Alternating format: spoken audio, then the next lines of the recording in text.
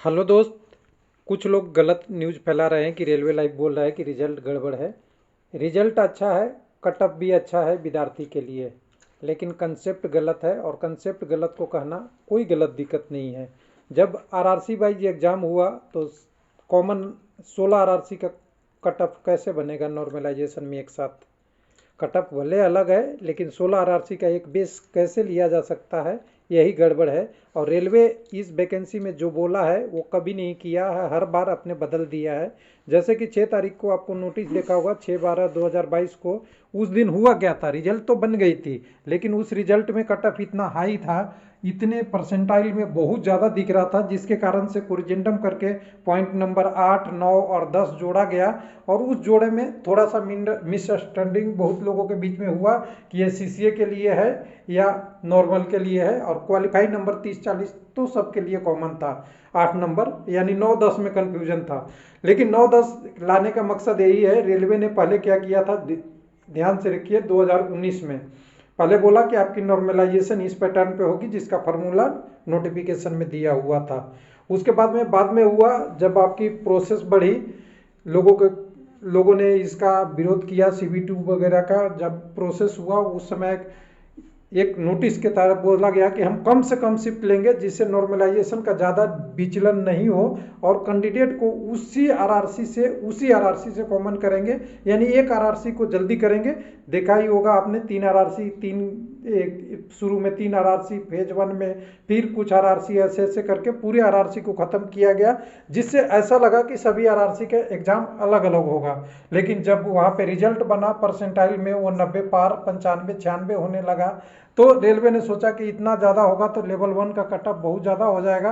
फिर से क्या हुआ, उस परसेंटाइल को भी हटा के अब फिर से नॉर्मलाइजेशन मार्च करा गया, यानी 2 नॉर्मलाइजेशन, पहले आपको परसेंटाइल, फिर उसको परसेंटाइल को नॉर्मलाइजेशन, जिसका कोई फार्मूला ऑफिशियल वेबसाइट पे नहीं है, न किसी को बताया गया है। बस कहा गया है कि हम स्पेशल मैथमेटिक फार्मूला यूज करेंगे, जिसमें बेस शिफ्ट को मान लेंगे, और वो बेस शिफ्ट 16 आरआरसी का है। यानी रेलवे ने जो कैंडिडेट तैयारी करते रहे उस पर बदलते गए, जिससे साधारण व्यक्ति को नुकसान होगा।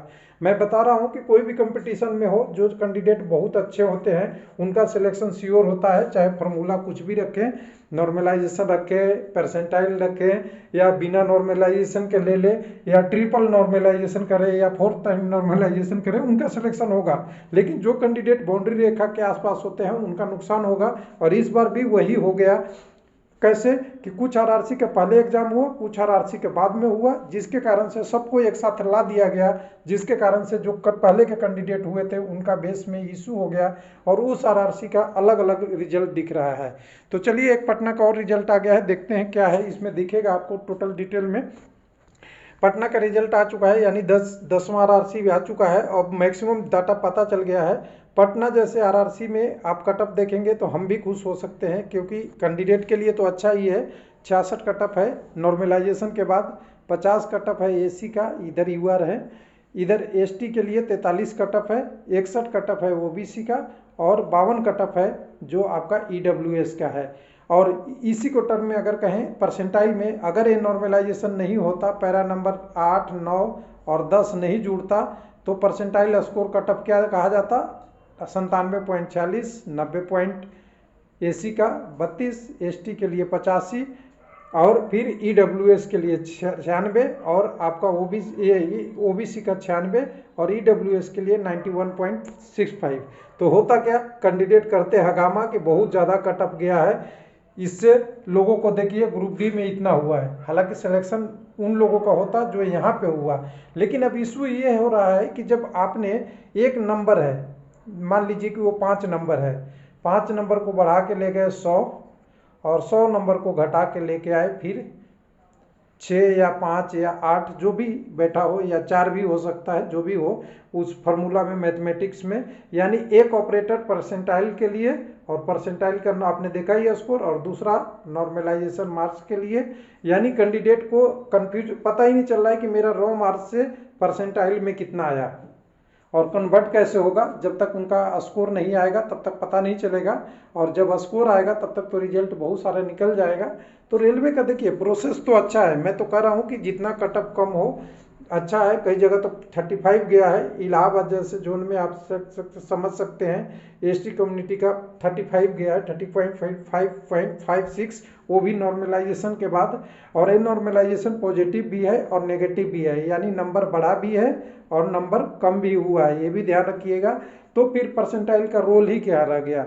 रोल ये रह गया कि पूरे आरआरसी को एक शिफ्ट में बांध दिया गया, यानी 16 आरआरसी का, और रेलवे ने ये ऐसा 3 बार पैटर्न चेंज किया। तो इससे तो अच्छा था, मैं तो कहूँगा इससे अच्छा था जो नोटिफिकेशन में नॉर्मलाइजेशन दिया हुआ था उसको ही कर देते, सब कुछ क्लियर हो जाती। और बस आरआरसी वाइज जैसा रिजल्ट था वो आरआरसी वाइज कट ऑफ देना चाहिए था और आरआरसी बाई ही बेस लेना चाहिए था, न कि पूरे कॉमन आरआरसी का बेस एक ले लिया गया। उससे दिक्कत हो गया कैंडिडेट को। और सिलेक्शन में मान लीजिए कि सिलेक्शन देखिए, लोग कहते हैं कि रेलवे के नौकरी में, हम भी कहते हैं 100 जॉब है तो 100 ही देगा, लेकिन मैं कहता हूं कि रिजल्ट 2 तरीके से देता हूं, ए तरीके से और बी तरीके से।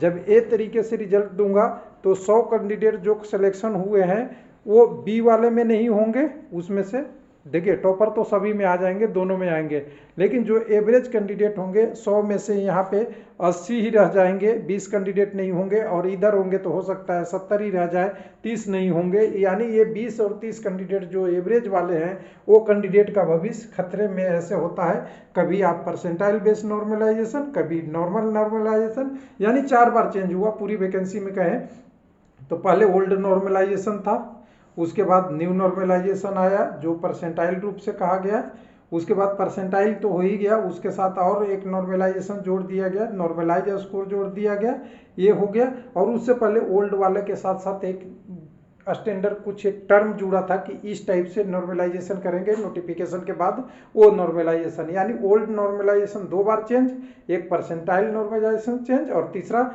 नॉर्मलाइज मार्क 2, जिसका फॉर्मूला अभी पब्लिक में नहीं है, बाकी 3 का तो फार्मूला अवेलेबल है, इसके बारे में किसी को पता नहीं है। तो ये थोड़ा सा है इस रिजल्ट में। पूरा अगर देखें, पटना का देखें, इलाहाबाद का देखें और कोई भी जोनों का देखें, तो थोड़ा सा इसमें लग रहा है कि रेलवे का कंसेप्ट थोड़ा सा गलत है। बस अपनी कंसेप्ट को पूरा करने के लिए बाकी कैंडिडेटों को अलग अलग इधर उधर साधारण व्यक्ति को नुकसान हो रहा है। बाकी आरआरसी ग्रुप डी का रिजल्ट बहुत अच्छा है, मैं तो अप्रिशिएट कर रहा हूँ कि कटअप इससे भी और कम आए तो और अच्छी बात है। चाहे हमने जो भी बोला है उससे अंतर नहीं पड़ता, कटअप कम होना चाहिए, अच्छी बात है, कैंडिडेट का सिलेक्शन होना चाहिए। लेकिन ये भी ध्यान रखना चाहिए कि रेलवे में अगर 1,03,000 वैकेंसी है तो इससे तो ज़्यादा जॉब देना नहीं है, चाहे 30 नंबर पे दे चाहे 80 पे दे। लेकिन ये कंसेप्ट बार बार चेंज करने से जो साधारण व्यक्ति होता है उनका नुकसान होता है।